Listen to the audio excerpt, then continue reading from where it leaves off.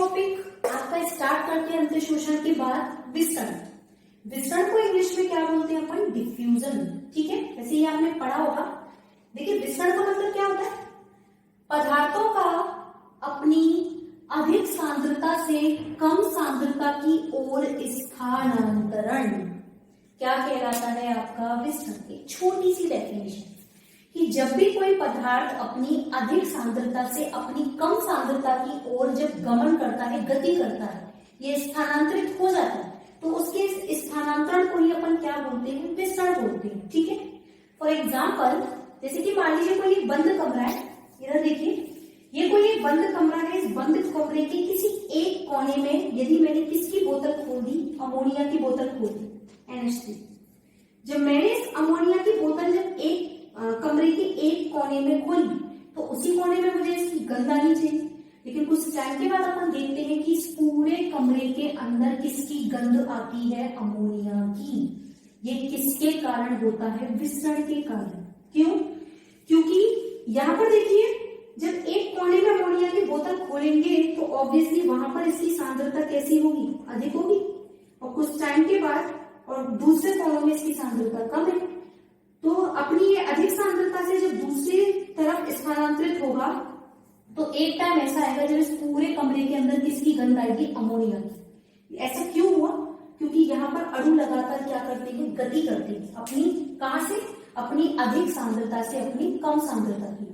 अब एक क्वेश्चन ये भी बनता है, आप लोग पूछ सकते हैं कि मैम ऐसा क्यों होता है कि यहाँ के अणु जो है वो मूवमेंट करके पूरे कमरे में कुछ टाइम के बाद फैल रहे? हो सकता है वो यहाँ भी रहते, वो यहाँ से जाते ही नहीं। तो इसका एक कारण ये है कि जो भी पदार्थ विस्तृत होता है, मतलब जो पदार्थ स्थानांतरित होता है, उस पदार्थ के पास एक ऊर्जा पाई जाती है जिसको बोलते हैं अपन उसकी गतिज ऊर्जा या फिर काइनेटिक एनर्जी। तो कोई भी जो पदार्थ है जो विस्तृत होता है उसके अणुओं के पास कौन सी ऊर्जा पाई जाती है? गतिज ऊर्जा। अपनी गतिज ऊर्जा के कारण ही वह पदार्थ एक स्थान से दूसरे स्थान की तरफ क्या करता है? मूवमेंट करता है या स्थानांतरित होता है। ठीक है, तो इसको बोलते हैं विसरण, कि पदार्थों का अपनी अधिक सांद्रता से कम सांद्रता की ओर स्थानांतरण ही क्या कहलाता है? विसरण कहलाता है।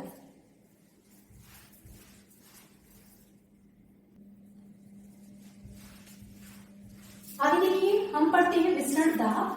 ठीक है, विसरण दाब को किससे डिनोट किया जाता है? कैपिटल D से। विसरण दाब कुछ नहीं है, देखिए जो भी अणु विस्तृत हो रहे हैं, मतलब जो एक स्थान से दूसरे स्थान पर अणु जा रहे हैं, विस्तृत होने वाले अणु एक दूसरे के ऊपर एक दाब लगाते हैं, उस दाब को ही क्या बोलते हैं? विसरण दाब बोलते हैं। या दूसरी डेफिनेशन अपन ये बोल सकते हैं कि अणुओं की उच्च सांद्रता से निम्न सांद्रता की ओर गमन करने की क्षमता क्या कहलाती है? आपका विसरण दाब कहलाती है। ठीक है, तो विसरण दाब को किससे डिनोट किया जाता है? कैपिटल D से। अब इस विसरण दाब की जो क्षमता है या दर है, उसको एक प्रभावित करने वाला कारक देखते हैं अपन। सबसे पहला ये कारक आता है आपका मोस्ट कारक, टेम्परेचर। आपने मान लीजिए टेम्परेचर बढ़ाया, किसी भी अणु का या किसी पदार्थ का टेम्परेचर आप बढ़ाते हैं, तो टेम्परेचर बढ़ाने पर एक इक्वेशन आपको देखने को मिलेगी कि किसी भी पदार्थ का तापमान बढ़ाने पर उस पदार्थ के विसरण करने की जो दर है वो उस पदार्थ के घनत्व के वर्गमूल के व्युत्क्रमानुपाती होती है। यहाँ पे देखिए कैपिटल D मतलब है विसरण की दर और स्मॉल d का मतलब है उस पदार्थ का घनत्व।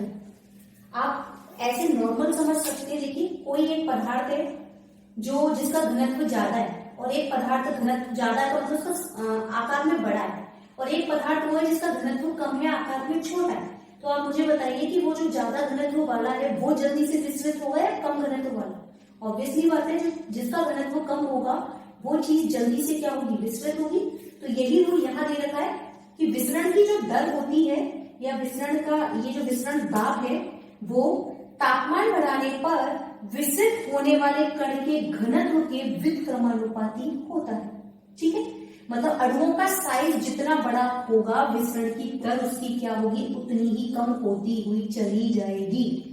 और साइज जितना छोटा होगा उसकी विसरण की दर उतनी ही क्या होगी, ज्यादा होगी। ठीक है, साथ ही साथ यदि किसी पदार्थ का अपन टेम्परेचर बढ़ाते हैं तो विसरण की दर भी बढ़ती जाती है टेम्परेचर बढ़ने के साथ साथ। क्यों? अभी मैंने बताया कि विसरण कब होता है, जब पदार्थ के अंदर गतिज ऊर्जा होती है। अब हम टेम्परेचर बढ़ाएंगे तो अणुओं की गतिज ऊर्जा क्या होगी, बढ़ जाएगी, और अणुओं की गतिज ऊर्जा बढ़ेगी तो ऑटोमेटिकली विसरण भी क्या होगा, आपका बढ़ जाएगा। ठीक है, फिर अपन आते हैं विसरण का महत्व कि प्लांट्स के अंदर विसरण हमें कहाँ कहाँ काम में आता है या देखने को मिलता है। तो आता है विसरण का महत्व, इंपॉर्टेंस ऑफ विसरण। विसरण का महत्व आपको देखने को मिलता है, देखिए पादपों में जो श्वसन और आपका प्रकाश संश्लेषण, जो श्वसन और प्रकाश संश्लेषण की क्रिया के दौरान O2 और CO2 का जो आदान प्रदान होता है वो कौन सी क्रिया के द्वारा होता है, आपका विसरण। हमें पता है कि प्लांट श्वसन की क्रिया के दौरान ऑक्सीजन लेते हैं और CO2 बाहर छोड़ते हैं, तो वो क्रिया किसके द्वारा करेंगे, विसरण के द्वारा। और प्रकाश संश्लेषण के दौरान कौन सी गैस लेते हैं, CO2 लेते हैं और O2 बाहर छोड़ते हैं, तो वो क्रिया भी किसके द्वारा करते हैं, वो विसरण के द्वारा। ठीक है, साथ ही साथ प्लांट्स के अंतर्गत वाष्पोत्सर्जन, जल का वाष्प के रूप में उत्सर्जन या पत्तियों के द्वारा जल का वाष्प के रूप में उत्सर्जन जल रंध्रों से होकर, तो वाष्पोत्सर्जन की क्रिया भी पादपों में कौन सी क्रिया के द्वारा की जाती है, आपकी विसरण के द्वारा। ठीक है, साथ ही पादपों में कम दूरी तक जल का स्थानांतरण, पादपों में एक स्थान से दूसरे स्थान पर कम दूरी तक, नहीं ज्यादा दूरी नहीं, शॉर्ट डिस्टेंस पे कम दूरी तक स्थानांतरण करने के लिए भी अपन जल का स्थानांतरण करने के लिए भी अपन कौन सी क्रिया को काम में लेंगे, विसरण। तो ये विसरण का महत्व है कि O2 CO2 के आदान प्रदान में, पादपों में वाष्पोत्सर्जन की क्रिया में और कम दूरी तक जल का स्थानांतरण करने में भी कौन काम में आता है, आपका विसरण। ठीक है,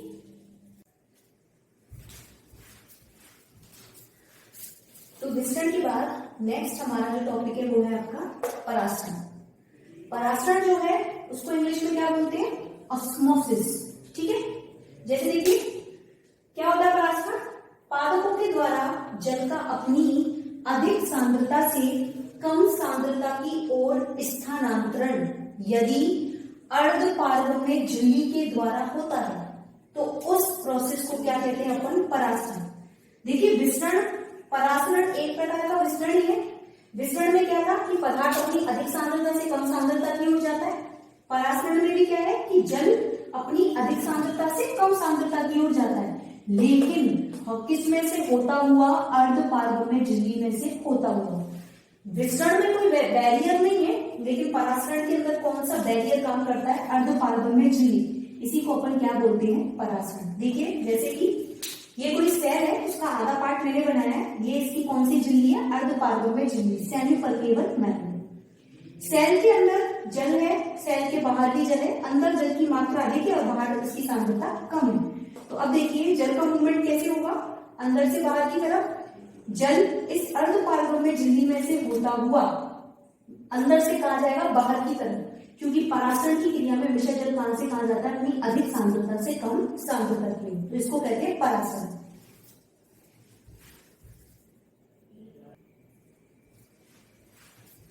परासरण में देखिए दो प्रकार का होता है, पहला है हमारा अंतःपरासरण और दूसरा है हमारा बहिःपरासरण। अंतःपरासरण को इंग्लिश में बोलते हैं एंडोस्मोसिस और बहिःपरासरण को क्या बोलते हैं, एक्सोस्मोसिस। देखो नाम से पता चल रहा है, अंतः मतलब अंदर आना, तो इसका मतलब ये है कि जब भी किसी पादप कोशिका को किसी जल से भरे हुए बीकर में अपन रखें, ठीक है, ये मान लीजिए कोई प्लांट सेल है और यहां पर ये जल भरा हुआ है, यदि किसी पादप कोशिका को किसी जल से भरे हुए बीकर में रखें और जल इस पादप कोशिका के अंदर क्या करे, प्रवेश करे। अब देखो जब जल अंदर प्रवेश कर रहा है तो इसका इसका मतलब क्या है कि बाहर तो जल की मात्रा कैसी होगी, अधिक, जबकि प्लांट सेल के अंदर जल की मात्रा कैसी होगी, कम। क्योंकि परासरण में जल कहां से कहां जाता है, अपनी अधिक सांद्रता से कम सांद्रता की। तो जब किसी पादप कोशिका के अंदर बाह्य माध्यम से होकर जल प्रवेश करता है तो ऐसे परासरण को कौन सा परासरण कहते हैं अपन, अंतः परासरण या एंडोऑस्मोसिस। दूसरा आता है आपका बहिः परासरण या एक्सोऑस्मोसिस। ऐसे देखिए, ये कोई पानी से भरा हुआ बीकर है जिसमें कोई प्लांट सेल रखी हुई है, लेकिन अब की बार जब अपन देखते हैं तो यहाँ पानी का मूवमेंट कहां से कहां होता है, सेल के अंदर से बाहर, सेल के अंदर से बाहर की तरफ। ऐसा क्यों होगा, मतलब सेल के अंदर तो पानी की मात्रा की बार क्या होगी, ज्यादा, जबकि सेल के बाहर, मतलब इस बाह्य माध्यम में पानी की मात्रा कैसी होगी, कम। जब जल अपनी अधिक सांद्रता से कम सांद्रता की ओर जाएगा तो इस पादप कोशिका में से पानी कहाँ आएगा, बाहर की तरफ। बहिः मतलब बाहर आना। तो ऐसे परासरण को कौन सा परासरण कहते हैं अपन, बहिः परासरण। तो ये दो टाइप है परासरण की, अंतः परासरण और दूसरा आपका बहिः परासरण।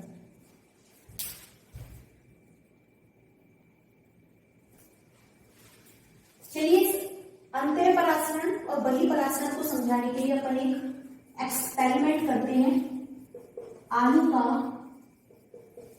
परासरण दर्शी अध्ययन। देखिए, अंतः परासरण और बहिः परासरण को समझाने के लिए हमने एक एक्सपेरिमेंट किया है, आलू का परासरण दर्शी अध्ययन। इसके अंतर्गत अपन क्या करते हैं, हमने दो आलू लिए, ठीक है, दो अपन आलू लेते हैं और उनके बीच में कैविटी बना देते हैं इस तरीके से। ये पहला आलू, हमने एक आलू लिया, बीच में से होल करके उसका स्कूप की सहायता से उसका कुछ पार्ट बाहर निकाल दिया, पहला आलू। एक दूसरा आलू लिया, उसमें भी ऐसे करा और एक कैविटी बना ली। अब इन दोनों आलुओं को रखते हैं बीकर्स में। ये पहला बीकर्स,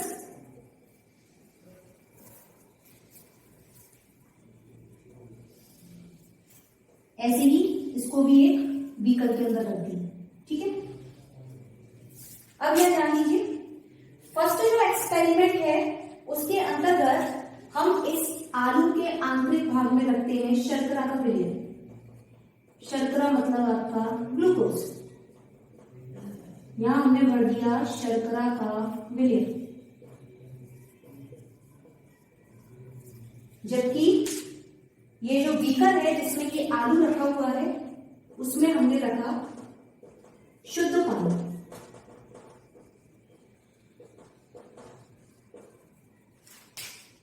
ऐसे ही यहां पे देखिए, ये जो दूसरा आलू लिया है उसकी अंदर की कैविटी में अब की बार हम यहां रखते हैं शुद्ध पानी, जबकि बाहर जिस बीकर में इसको रखा है इस आलू को, उसके अंदर अब की बार हम यहां भरते हैं शर्करा का विलयन, ठीक है। तो ये हमने दो आलू लिए, दोनों में कैविटी बनाई है, दोनों को अलग अलग बीकर में रखा है। यहाँ एक तरफ शुद्ध पानी रखा है तो दूसरी तरफ क्या रखा है, शर्करा का विलयन। अब यहाँ पर हमने एक पिन लगा दी, जैसे यहाँ देखिए, एक हमने यहाँ पिन लगा दी इस तरीके से और इस पर एक वो डिनोट कर दिया ए। ऐसी एक पिन हमने यहाँ लगा दी इसका मेजरमेंट रखने के लिए, और इसको भी हमने किससे डिनोट कर दिया, ए से, ठीक है। अब देखिए, कुछ टाइम के बाद जब अपन इस आलू को, दोनों आलूओं को बीकर में रखा हुआ रहने देते हैं, तो कुछ टाइम के बाद अपन देखते हैं कि यहाँ हमें कुछ चेंजेस दिखाई देने को मिलते हैं। जैसे जब अपन इस पहले आलू, फर्स्ट आलू और ये हो गया सेकंड, जब अपन इस पहले आलू की तरफ देखते हैं तो देखते हैं कि कुछ टाइम के बाद ये जो आलू था जिसके अंदर शर्करा का विलयन भरा था, उसकी जो मात्रा है वो बढ़ जाती है कुछ टाइम के बाद, और इसको हमने यहाँ पर एक निशान लगा दिया बी। लेकिन जब अपन दूसरा आलू देखते हैं तो दूसरा आलू पर देखते हैं कि कुछ टाइम के बाद जहां शर्करा, जो कैविटी थी या जो गुहा थी आलू की, उसके अंदर से इस पानी की मात्रा कम हो जाती है, और यहां हमने निशान क्या लगा दिया, बी, ठीक है। अब देखो ये क्यों हुआ होगा। सबसे पहले फर्स्ट एक्सपेरिमेंट में हमने अंदर भरा शर्करा का विलयन और बाहर इसको किसमें रख दिया, शुद्ध पानी के बीकर में। अब इधर अच्छे से ध्यान देना, देखो अंदर शर्करा का विलयन था, जब शर्करा का विलयन अंदर भरा हुआ है और बाहर शुद्ध पानी है तो पानी की मात्रा कहाँ ज्यादा है, ऑब्वियसली हमें दिख रहा है कि अंदर तो शर्करा है, ग्लूकोज है, तो वहां पानी की मात्रा कम है, जबकि बाहर बीकर के अंदर पानी की मात्रा ज्यादा है। तो पानी कहां से कहा जाएगा, अपनी अधिक सांद्रता से कम सांद्रता की ओर, और किसके अंदर प्रवेश करेगा, इस आलू की कैविटी के अंदर। तो जैसे ही पानी अंदर प्रवेश करेगा तो शर्करा का विलयन जिसका लेवल यहाँ तक था वो बढ़कर यहाँ पहुंच गया, ठीक है।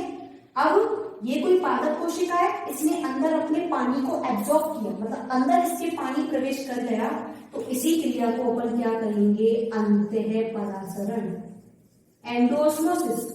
जबकि यहाँ देखिए, यहाँ अंदर शुद्ध पानी था लेकिन बाहर शर्करा का विलयन था, मतलब यहाँ पानी की मात्रा इस विलयन में कम है, जबकि इस आलू की कैविटी के अंदर पानी की मात्रा ज्यादा है। तो पानी कहां से कहां जाएगा, अपनी अधिक सांद्रता से कम सांद्रता की ओर।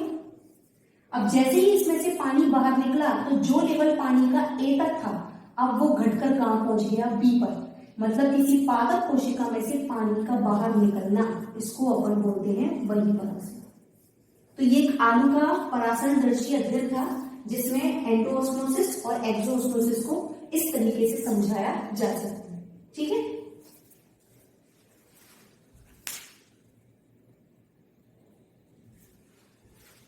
परासरण के बाद नेक्स्ट टॉपिक आपका आता है परासरण दाब या ऑस्मोटिक प्रेशर। ऑस्मोटिक प्रेशर को किससे डिनोट करते हैं अपन, कैपिटल ओ से, ठीक है। इसको कैपिटल ओ से डिनोट किया जाता है। देखो परासरण और परासरण दाब एक तरीके का अपोजिट है। परासरण का मतलब था कि पानी का अपनी अधिक सांद्रता से कम सांद्रता की ओर अर्धपारगम्य झिल्ली में से होकर जाना क्या कहलाता है, परासरण। लेकिन जो परासरण दाब है ये वो दाब है या उस दाब के बराबर होता है जो शुद्ध जल के अणुओं को उच्च सांद्रता वाले विलयन से अर्धपारगम्य झिल्ली से होकर जाने में क्या उत्पन्न करता है, रुकावट पैदा करता है। मतलब यदि किसी निकाय में जब जल की आवश्यकता ना हो तो उस निकाय में अर्धपारगम्य झिल्ली से होकर जो अंदर आने वाला जल है उसको रोकने में जो इंपॉर्टेंट दाब काम करता है वो कौन सा है, आपका ऑस्मोटिक प्रेशर या परासरण दाब। अब परासरण दाब को ओपी से डिनोट किया जाता है। OP is directly proportional to विलय की सांद्रता। देखो जो जल होता है वो होता है आपका विलायक, और कोई भी ठोस पदार्थ जैसे कि ग्लूकोज, सुक्रोज, फ्रक्टोज वो आपका क्या कहलाते हैं, विलय पदार्थ। और विलय पदार्थ ही किसमें मिला हुआ होता है, जल में, और विलय प्लस विलायक मिलकर क्या बनाते हैं, आपका विलय, ठीक है। तो यहाँ ऑस्मोटिक प्रेशर जो है वो डायरेक्ट इसके प्रोपोर्शनल होता है विलय की सांद्रता के। अब इस प्रोपोर्शनल के साइन को जब अपन हटाते हैं तो एक कांस्टेंट आता है, तो ओपी बराबर हो जाता है CST। सी मतलब यहाँ पर होता है मोलर सांद्रता। किसकी मोलर सांद्रता, विलय पदार्थ की, क्योंकि ऑस्मोटिक प्रेशर डायरेक्ट इसके प्रोपोर्शनल होता है विलय की सांद्रता की। एस मतलब यहाँ पर होता है विलयन का नियतांक जो कांस्टेंट होता है, इसका मान होता है 0.0882। और टी मतलब यहाँ पर होता है आपका टेम्परेचर या तापमान जिसका भी मान है +273 डिग्री सेंटीग्रेड, ठीक है। तो ऑस्मोटिक प्रेशर हमेशा किसके प्रोपोर्शनल होता है, विलय की सांद्रता के।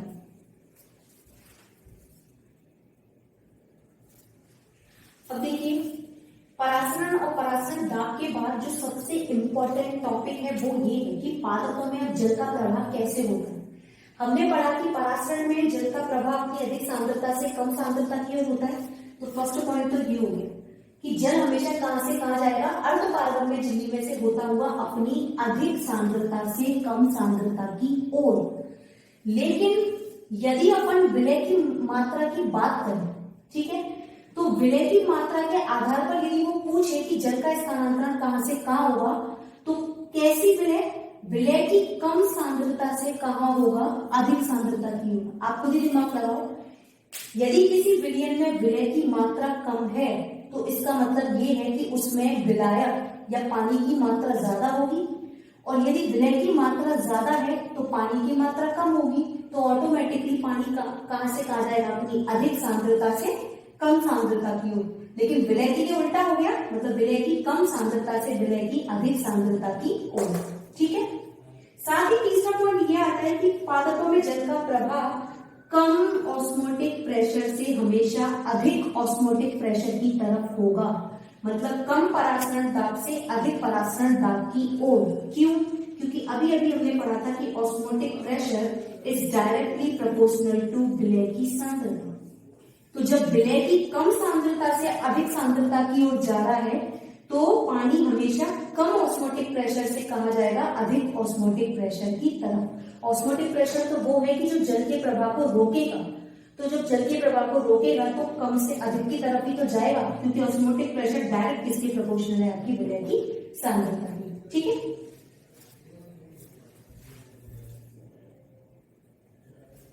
अब देखिए परासरण का महत्व।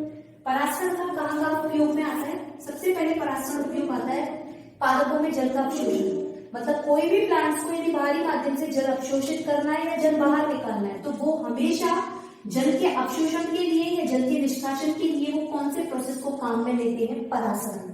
ठीक है। जैसे हमने पढ़ा था कि विसरण में O2 और CO2 का आदान प्रदान किससे करते हैं? प्लांट्स, विसरण के थ्रू। लेकिन जल का अवशोषण किससे करेंगे? परासरण से।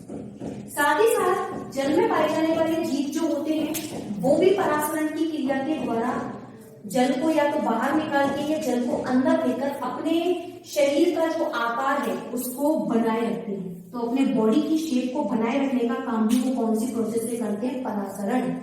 इसी प्रकार जो प्लांट्स के अंदर जो पत्तियां होती हैं, पत्तियों का फैलना या पत्तियों का सिकुड़ना, वो प्रोसेस भी किस पे डिपेंड करता है? आपके परासरण पर। तो ये था आपका पूरा परासरण, कि परासरण क्या होता है और कैसे कैसे इसको अपन प्लांट में कहाँ कहाँ